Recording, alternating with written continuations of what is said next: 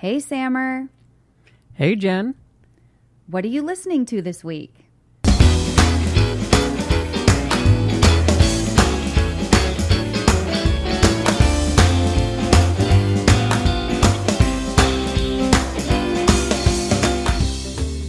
Welcome to What Are You Listening To This Week, the weekly podcast where we talk about our favorite songs.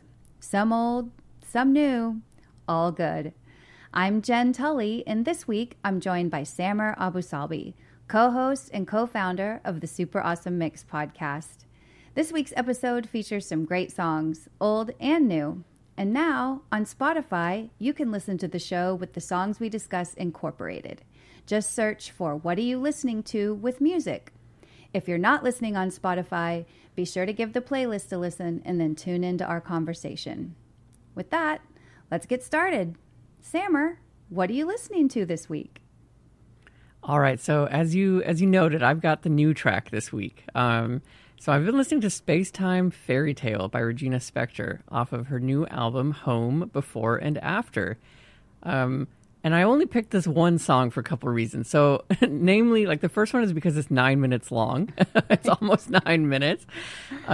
And I was reflecting on, like, I tend to really like long songs. And the only reason I came up with my gut answer was that for the next 9 minutes after I hit play, I don't need to worry about what I'm going to listen to after the song is over. You know, like, because like a typical song is like 3.5 minutes. I'm like, I am golden for like 3 songs worth of music. So it's great. If I find a long song that I like, I'm thrilled. But other than that, I mean, of course, it needs to be a good song, because if it's not, it's kind of torturous. So this checks that box. I think it's a very good song. I am obsessed with it. And mostly I'm obsessed with the lyrics, which I'd be happy to get into. But first, I want to know what you thought of it. Yes, I'm exactly with you in terms of I tend to like the shorter songs, right? Like, and we've talked about some exceptions. You and I share a love of Iron and Wine. So Trapeze Swinger comes to mind as being like another really long song. But again, for me, it has to be lyrically strong in order for me to stick with it that long. And this one 100% delivers. I loved it. I hadn't heard it before you sent it over. And I just think it's like a movie, right? The whole, yeah. It feels like you go through an entire movie's worth of emotions in like one song. Right. Yeah, exactly. That's how I felt. Like the first time I listened to it, this is one of those songs where, yeah, like the first time you hear it, it kind of sticks with you. At least that was my experience with it. And I love songs that do that. And I think absolutely part of it is just like you go on a journey with her. And I even love, like, I mean, there's like a straight up interlude or intermission almost, right? I mean, it feels like you are watching a musical, and even some of the elements become very kind of playful and childlike and parts of it. But then there are also like these grand swelling, like, you know, movements of sound, and her vocals, of course, are amazing. But truly, like, the lyrics I'm obsessed with. Like, I had a really hard time picking out the ones I wanted to talk about. Me too. I've whittled it down. In general, I love that she keeps repeating, I know there's no such thing as time. Or this verse, I know there's no such thing as time. I know there's no such thing as mine. I know there's no such thing as turning back. And I just I love that. I think it's so powerful. I think in general, like, what I also love about this is she's talking about like space and time as like a construct, you know, not like a space-time fairy tale, but I thought that was really cool. And then the other one that I really like is, this world began outside of time. Some days it's yours, some days it's mine. Some days it's cruel, some days it's kind. It just can't stay the same. And I just think, you know, to your point, it's poetic. It's really, really beautiful. It's a powerful sentiment. You know, and I think it's something that we experience almost on an hourly basis. You know, sometimes it's kind, sometimes it's cruel. Can change within the course of an hour. So I think that's part of why I've been so drawn to this one song. Agreed. And I think it's so, you know, it's funny that you said that you were there for her, you know, the entire time with the song. And I wrote a note that said she had me eating out of the palm of her hand. You know, anywhere nice, she led yeah. me in this song, I wanted to go. And she leads you a lot of different places. There are mood changes. There are time changes. There are changes in the instrumentation. There's a break in the song, like you said, an intermission that comes not quite halfway through where you think the song is over. And then it goes into what sounds like tap dancing.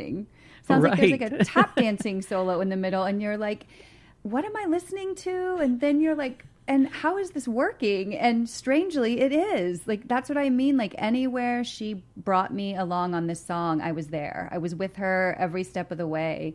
And I wrote down the exact same lyric that you did. And she goes back to it a couple of times. I know there's no such thing as time. I know there's no such thing as mine. I know there's no such thing as turning back. And she tweaks that, that third refrain a little bit as she goes on each time. But that one was also my favorite. There's no such thing as turning back. I was like, wow, but the whole song, it's one of those that I recommend, like, reading the lyrics along. Well, the first time, just listen through, just let her take you away, like, just go with her on the journey. And then the second time you give it a listen, like, take a look at those lyrics, because it's just so pretty. And you get to a point too where she references like my son. She says something about my son, and you get the feeling like, oh, is she really singing this to her children, or is this just something that, is she just sort of, generally like the royal we or whatever, like, is she talking to everyone? But it's a beautiful song. Yeah, I'm obsessed with it. The last lyric, I was actually going to ask you, because I have been puzzled on what she might mean here, which is pages burn, but words return. Just watch the flames and you will learn. So I've been so curious what she means here. I guess it's like, I'm guessing thematically just everything can, like, change, but, like, something stay the same, like, even if you burn the page, like, the words are still there. Like, you're not really actually getting rid of what you think you are. Yeah, it's tricky. It's so funny, again, that you called that one out, because I was drawn to that lyric too, and sort of the meaning. And for me, it was more like, I think we get beaten down with this message, like, once you say something, you can't take it back, and words are forever, and, be really, really careful. And I love that, to me, she sort of, like, threw that out the window. She's like, go ahead, like, burn the page, but the words are still going to be there. Like, I can still come back with new words or the same words, or it just really felt like, she put a lot of thought into it, and maybe she didn't, maybe it just came, like, super easy, 9 minutes worth of a song, but it really felt like she put a lot of thought in it, and she was trying to find ways lyrically to translate her feelings in the best way she knew how. And I think it worked. And I think it also left room for interpretation, for you to take away from the song what you wanted to. So I loved it on so many levels. And that's cool too. I feel like when a song hits you on multiple levels, and this one did, it feels like cinematic. I just kept writing cinematic. It's soaring. Yeah. It's so cinematic. And I was picturing, like, oh man, it would be amazing to, like, hear this song live at the Hollywood Bowl or the Greek Theater, or, I was thinking of these beautiful venues where her voice would just carry through the whole hall. I love that. Yeah. Oh, that'd be so cool. Nice. Yeah. Well, I'm happy you liked it as much as I did. I'm definitely going to continue to listen to this for some time. Yeah, me too. I love it. It's going on all of the playlist right now. I think it's so good. And yes, thank goodness for you, because you brought us the new song. And then I also, though, courtesy of you, as I think our listeners might know by now, I was recently on Super Awesome Mix talking about my desert island mix.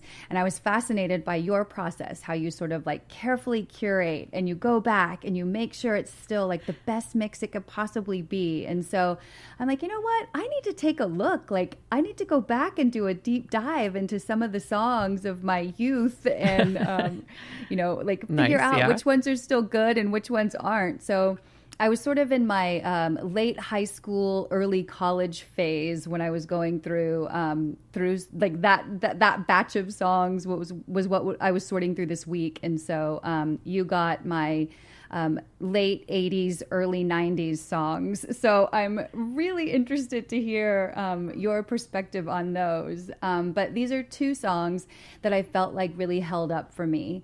And the first one is a song called 3 Strange Days by School of Fish. And it was released in January of 1991. Just a couple of years ago. Right? A real long time ago. And this is one of those crazy bands, they did have 2 albums, so they can't go on like the one album only list. But the second album didn't do a whole lot. And they were like a Boston based band. I believe they're from Boston, and they were college age when this album came out. And I think too, you have to remember, like it was a different place in time for music. Music was harder to find. Music was harder to get. You had radio, and it was traditional like AM, FM radio. There wasn't XM, there wasn't Sirius, there was none of that. You had MTV, you had record stores like Musicland and Sam Goody and Tower Records, but you didn't have access to like everything at your fingertips that you do now. And so this song was kind of cool because I grew up in the Dallas-Fort Worth area, and this band was from Boston, and they were college age, so it almost felt kind of bootleg, whenever we got it. Right, yeah.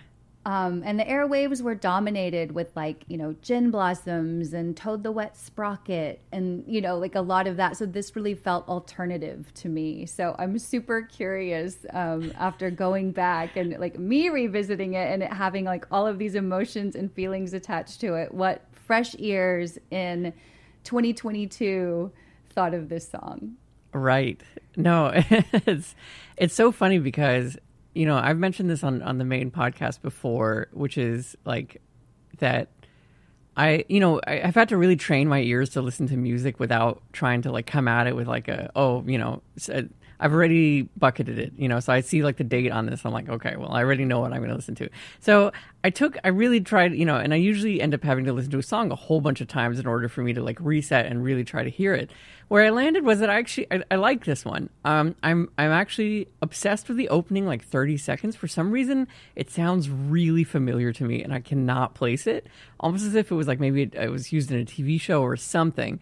But like the first 30 seconds are really interesting to me, and I love that.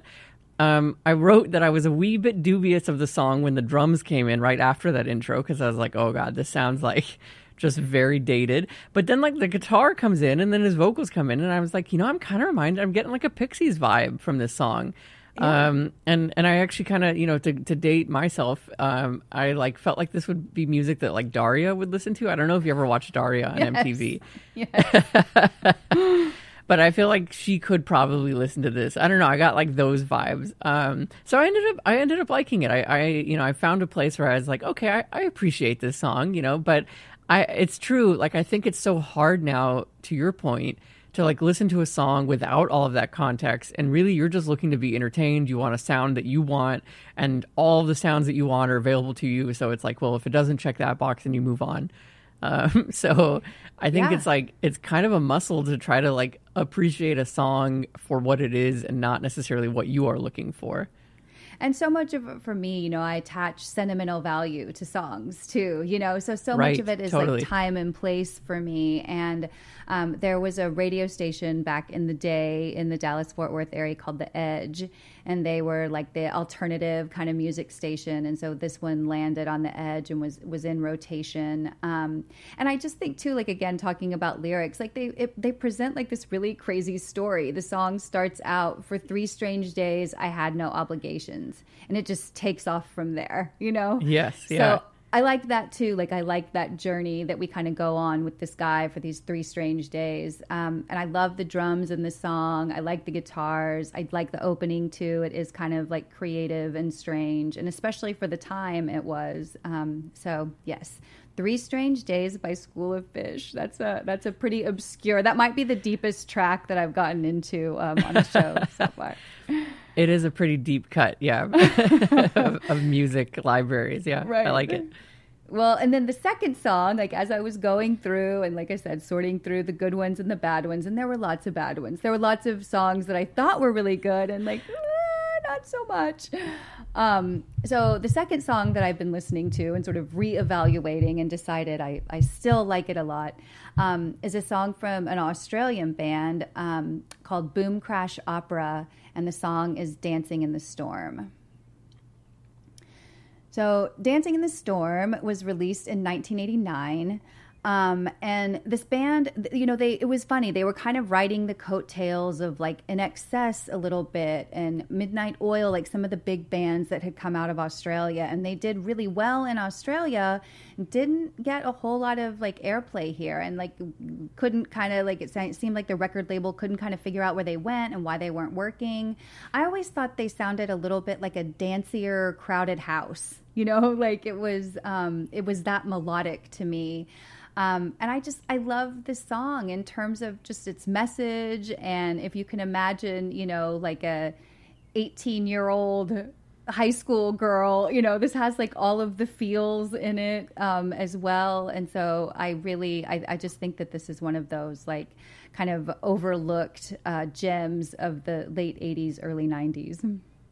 Yeah, I had no idea the existence of this song, this band, this group, you know.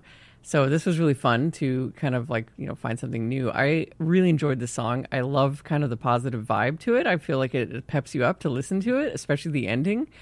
I also felt that they sounded familiar. And it wasn't until I read a comment of someone else on the internet being like, you know, that they sound kind of like Tears for Fears. And I was like, right, I could see that. Like that was like that, you know, connected the dot for me because I was very more familiar with Tears for Fears than I was with Boom Crash Opera. Well, the other thing that made me, you know, I love the lyrics. I especially, you know, I wrote out here, gone are the days of complacency, gone are the nights with no partner, gone is the way that we used to be. Now the corner is turned, heaven knows we've learned. And I like that, you know, I like, again, like the vibe and the messaging of the song, like you mentioned, is really cool. And it's just this whole sense of like, yeah, turning the corner and going forward and feeling good and like leaving kind of, I guess, you know, sad things behind, like complacency and not having a partner. I guess, you know, presumably for a lot of people, it's relatable. It's very sad. The other thing that I thought was interesting is that, like, you know, and it never occurred to me to listen to this song, but even the vocals, like even his voice has like an 80s sound to it.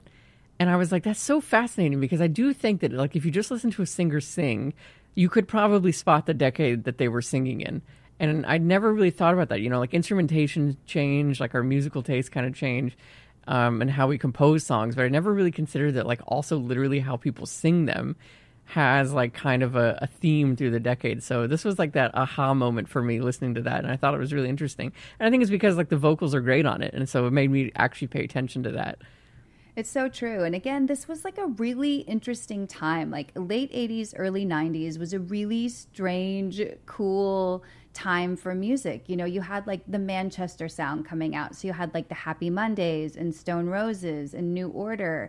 Grunge was like just getting its legs. So like Soundgarden's Louder Than Love album and Pearl Jam and Nirvana, right. Mudhoney. You know, you had all of these that were kind of killing the pop songs of the 80s. It was like a total reaction to all of the glam rock and MTV pop of the 80s. So music got like darker and deeper. And I love that. I definitely went through that phase, but I love like the pureness of this song, right? It was like, it was poppy and happy. And it was sort of like the last bastion of innocence, you know, before like these really dark, heady songs kind of took over the airwaves. A funny story, like a side note story, is I tried really hard to make this our class song when I was in high school, when I was a senior. I'm nice. Like, this would be perfect. This would be great. And like the senior executive council, you know, got together, which I was a very lower tier member of. And everybody was like, no, we're definitely not using this song. Like this is not happening, Jen. So then I'll continue the story and just say, then they ended up in a deadlock where they couldn't agree. So we had to split our songs. So we had a class song and then we had a prom song because they wouldn't, like it was a stalemate. So we ended up with On the Turning Away by Pink Floyd as our class song and Unforgettable by Nat King Cole and Natalie Cole as our prom song. So Boom Crash Opera, yep. Nowhere to be found. So sad. That's all right. It was a sad day. You can bring it back here today, so it's fine. There it is. I finally got it out there. The positivity and the happy message of Dancing in the Storm. Well, Indeed. as always, Sammer, I love your perspective on my crazy tunes from the 80s and 90s. So thank you so much for sharing what you're listening to this week and taking a listen to my songs. To our listeners, remember to check out the Super Awesome Mix podcast on Spotify, Apple, or wherever you get your podcasts. And follow Super Awesome Mix on Instagram at Super Awesome Mix. And be sure to join me again next week to find your new favorite song.